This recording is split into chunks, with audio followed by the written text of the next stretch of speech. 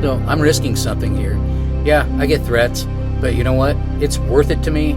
Again, it's the fuel. All right, this is about missing cyclist David Benfer. He's been missing for 10 years, and this is not a mystery anymore. This is suspicious, and I'm going to go right into it right now about what I have found. I went all the way up to Washington to interview somebody, his old landlord, and I want to tell you how that went, and also all this other weird, suspicious stuff that I've got and I need help with. And also I've already got help from a bunch of subscribers and dug up all this dirt on this case. It's a case now that's pretty disturbing, and it has to do with the family and the authorities and why they kind of dropped the ball on this one, and that's where I'm going with it. So let me update you if this is your first time hearing about David Benfer. He's been missing for almost 11 years now. I first started hearing about him back in YouTube when I was looking for bicycle routes. Three-Wheel Journey was his name. It still is. He's still up on YouTube. David Benfer. So I won't go into too much about him specifically because I've talked about him before, but it's about the case and how weird it is and how weird it's getting. And so, yeah, bicycle guy. And he was by himself. He was a solo guy traveling around Oregon, Northern California border when he disappeared. In his last video, he filmed where he was. I went there to kind of check it out one time when I was on a trip, just to look around. But this video is about my kind of weird trip up north. When I went up to the Northwest, I stopped in, tried to get a hold of somebody who knew him. I'll tell you how that went, and also all this other information that I have. It's pretty disturbing, and it has to do with the family and the authorities and why they kind of dropped the ball on this one, and that's where I'm going with it. But first, I've had a whole bunch of subs and a few emails. One that said it was David's mom, but turned out it wasn't. But I've had a whole bunch of subs, 3 in particular that knew David really well, and I checked it out, and I know this is true. 2 of them actually served with David, and the last person that I talked to, and I got to put it in the description, and I put it right here, is a guy that knew him pretty well, and he said this was really unlike David. He would not just disappear on purpose.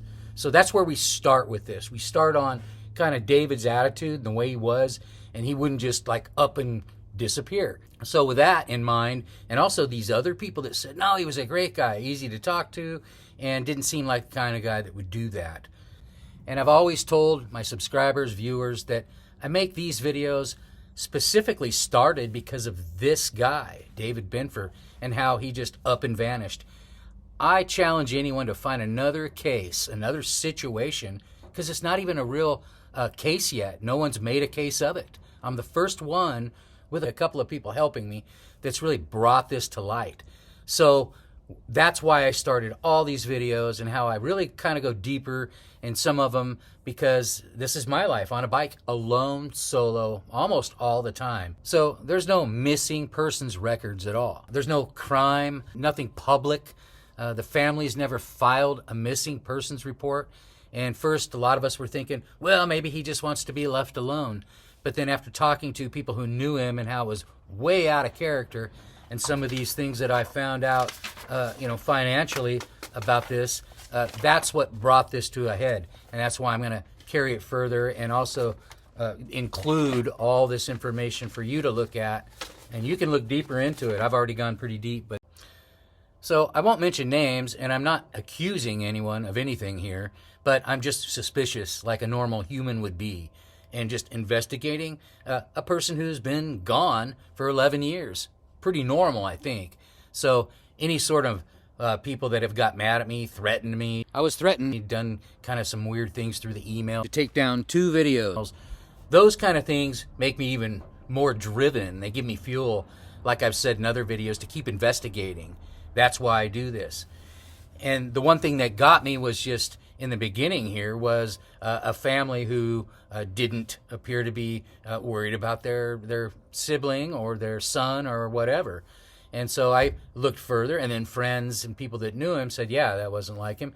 So then I started seeing some of the public records. I dug into public records, and I was up in the Northwest getting ready to interview one of his ex-landlords.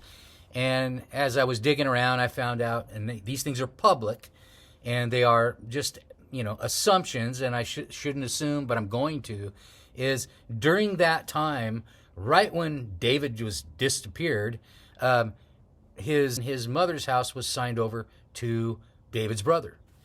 And that's all public record. Now, no names, but that all happened that same year. Everything, the mom and anything of David's was signed over, but there was never any missing persons report. There was also some other stuff that you'll be able to find, and some financial records that are public that just seem real suspicious right when he disappeared.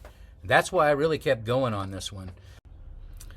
So I dug deep enough to get in touch with people on Facebook who actually had Facebook back and forth with David. And then I also got in touch with, tried to get the address actually for David's brother and send a letter. Well, I sent some emails to an alleged email that was David's and David's mom.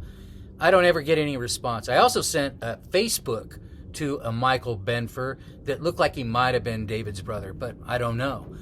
Nothing back from anybody. I mean, no Benfer relatives. I've sent things out to every Benfer relative on Facebook, and there's been not a word back from anyone. So that's also kind of suspicious to me. And then my trip up to the Northwest wasn't specifically to do any investigation on David. It was some stuff on Leah Roberts and also some other projects. But while I was up there, I found out that David's landlord outside of Tacoma was still around. I was able to get a cell phone number, called him, and he said he would meet up with me on my way to visit a guy who rented to David Benfer. Seemed like a really nice guy on the phone. So I proceeded to follow through with that. I made a video and actually deleted it that was about my upcoming visit to this place. I didn't delete it, I just unlisted it because it sounded kind of sketchy and I wanted to wait. I wasn't sure yet. So I got up there and got to the town, well, just right outside of Tacoma, and called the guy, and no answer. I left messages, never got back to me. Then I emailed him, had his email, I think it's his, but definitely had his phone number because I talked to him one time. I might have caught him off guard the first time, and maybe he just didn't want to talk to me, and I get it. But it would have been cool to have a courtesy call or message. Then I would have just wrote that off and said, all right, that guy's just too busy. But everything all together, it just kind of gives me more fuel to keep looking. And I hope you'll put comments in here, information. I hope you'll take part in this if you're interested in this kind of thing.